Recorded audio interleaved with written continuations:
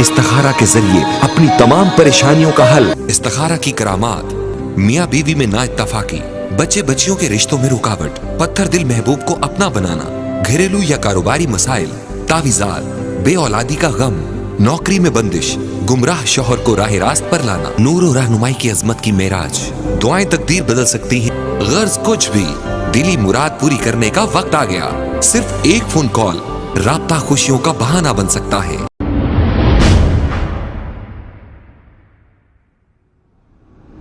अस्सलाम वालेकुम नाजरीन, मैं हूं मोहम्मद अब्दुल हकीम। 7H न्यूज़ में आपका इस्तकबाल है।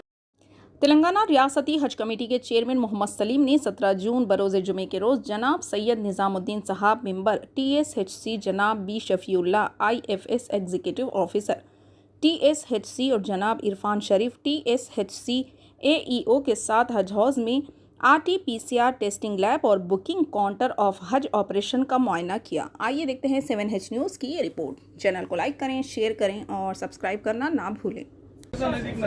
ये बता रहा हूँ अपने फोन में भी ले आ रहे हैं। एक्टिवेशन स्टेशन है जो सैंपल आएंगे, सैंपल को एक सैंपल अभी सैंपल नहीं आया। यस सर, सैंपल लेकर के इसमें से एक उठा करके ये हम लोग ड्राई बाथ में रखते हैं। इसमें हम लोग ड्राई बाथ में वायरस को हीट इनएक्टिवेट करते हैं।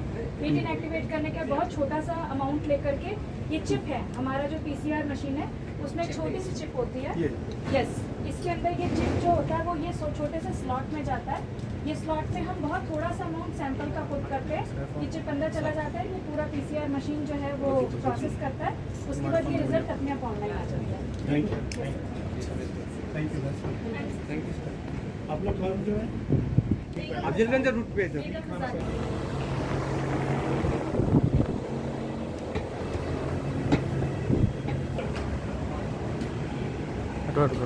यहाँ बैठे मैनुअल बुकिंग करके इनको घर भेज देंगे।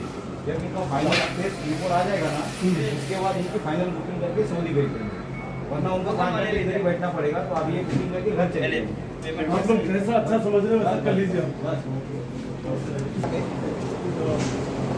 अस्सलाम वालेकुम नाजरीन, आपसे ये गुजारिश है, अगर अब तक आप हमारे चैनल को सब्सक्राइब नहीं करे हैं तो सबसे पहले सब्सक्राइब कर दीजिए, फिर इसके बाद बेल आइकन बटन को दबा दीजिए, तो आपको हमारी आने वाली हर वो अपडेट सबसे पहले आपको मिल जाएगी। और लाइक और शेयर करना ना भूलें।